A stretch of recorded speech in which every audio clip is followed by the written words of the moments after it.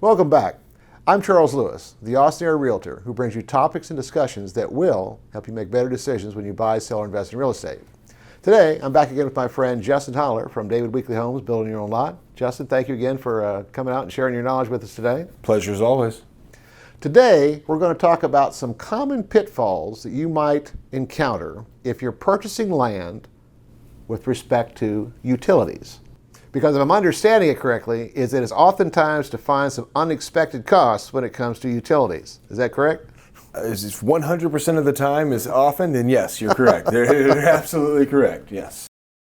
Well, walk us through this, is that if someone is purchasing land, I know that if they came to you, you would be available to assist them in that process. Absolutely. If somebody's looking for land, and that's about a 50-50 mix is what I get. 50-50 people that have their land are looking for land. Okay. I love it when they are asking me when they're looking at land, because we'll do something, a free consultation to go out, and I'm not going to go to 15 different lots in a window. Right. But once you've narrowed it down to a few lots, I'm going to go out there, and I'm going to look at it from a builder's perspective. Okay. And I'm also super cheap, so I'm going to look at it from that lens too, and I want all of our customers to have the home of their dreams, but I also want them to have it within a budget that they feel comfortable with, of course.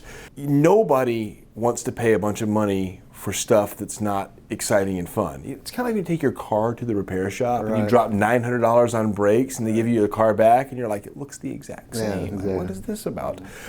But you had to do that. I know, you had to, but nobody wants to, you know, and so I want for everyone to spend the money on the stuff they want, not the stuff they have to. But unfortunately, there's going to be those have-to costs. And I think that if you understand them going into it, it's better, it's an easier pill to swallow than if it comes up on the back end and you don't realize it. Okay. And so what I want to try and do is educate people on what to look for when they're in that land purchasing mode. Okay. I find that people that are buying land buy it in two kind of different methods. One is they find a piece of raw land that's out there that's maybe in an older development or is just a piece of raw land. Maybe it has, on a farm road or something like that, and they want to build a home on it.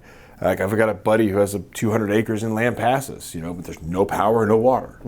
So if he sold that tomorrow, someone could go buy it. But getting power and water there if they wanted to build on it would be a big challenge. Then you have your new developments. You have people that go out and buy a big piece of land, they put a bunch of infrastructure in there. That tends to be where more people are going, is the raw land developed communities where somebody's come in, they've put in roadways, they've probably put in some sort of power source, maybe a water source.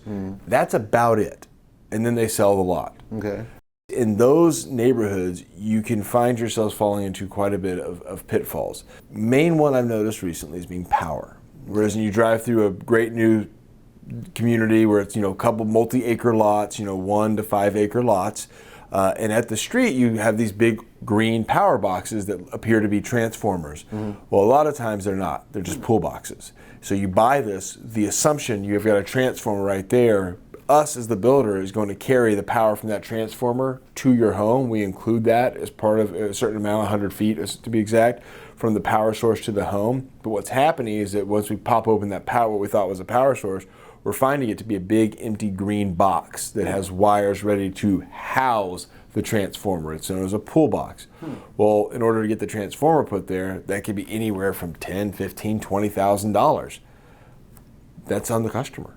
How would one verify that? Open the box themselves? You do your due diligence when you're buying from that developer. I see that there's a transformer box here. Is that a transformer or is that just a pull box? Gotcha.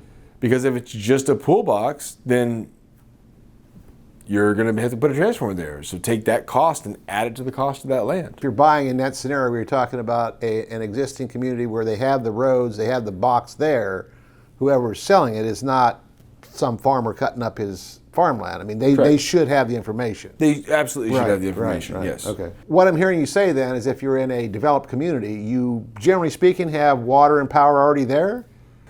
You hope so. I mean, there are certain areas you don't. I mean, Lago Vista's specifically one of those where you have an abundance of small lots that are inside or adjacent to very developed communities, but you could run into a situation where you buy a lot at the exact wrong place for the exact right price, and you end up having to pay an astronomical amount for the infrastructure of water and power. I mean, I've seen them up to $400,000 for a $30,000 lot. Yes, just to run the power. Just and to water. get That's power before and you water. did anything on the build. That's wow. That is cutting a $420,000 check and then going back out to your lot and noticing a power line. Wow. Well, that's certainly something that you'd want to include in your due diligence. So when I go out and I'm analyzing land, that is the first two things that I look for. Okay. Is there power and is there water? Okay. Those are the A and B that I always look for.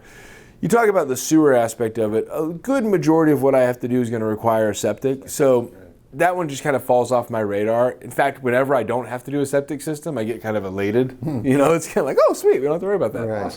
When you don't have that, whatever, that's a bonus. But power and water are an absolute mandatory one for me. And mandatory in the fact that if you buy a $100,000 lot that does not have water on it, you would have to then go and figure out how to get that water there. And maybe it's a well depths could be anywhere from 150 feet to 700-800 feet. I mean, there's a difference of $40,000 or $50,000 just to get water right then and there.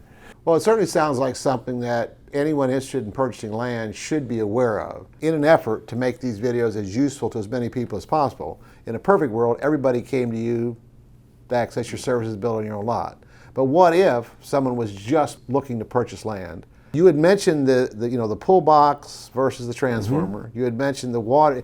I guess what I'm getting to is for a layperson, someone with just the money they want to buy the land, maybe at some point build a house. How could they go about verifying? Is it mandatory that they hire someone like yourself? No, just ask the question. Ask your realtor. Ask the you of the part. Oh, you're gonna put on me. Oh, okay. Does it have power and water? No, I always, if I see a lot for sale, and then in the notes there, the listing agent says buyer must verify all utilities on their own. That's a key indicator to me that there's no utilities there. Gotcha. Because they're like, oh, I don't know. Whereas if there was a good water source and the ability to power, that would be up there in the description of this land. Power and water at site. Right. Like you, real quick, you want to get that out there. So if you're not seeing that, and you're having to fight to get that answer, chances are it's not a part of it. Now, does that mean you shouldn't buy it? No. It just means you may have some negotiating power. On the other hand, though, certainly there's an expectation that we can take a seller at their word. But there's always the possibility that they either didn't know or we didn't quite get all the information, something along those lines. I think maybe what I'm getting at is to verify that the electricity is there. Who's the provider? And to verify that the water is there. Who's the provider? Who do I contact to hook up my water?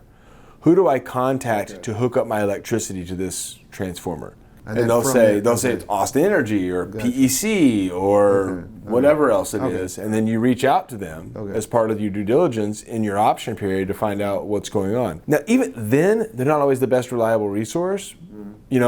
But there's always going to be, as you know, somewhat of a gamble when you enter into this stuff. Right.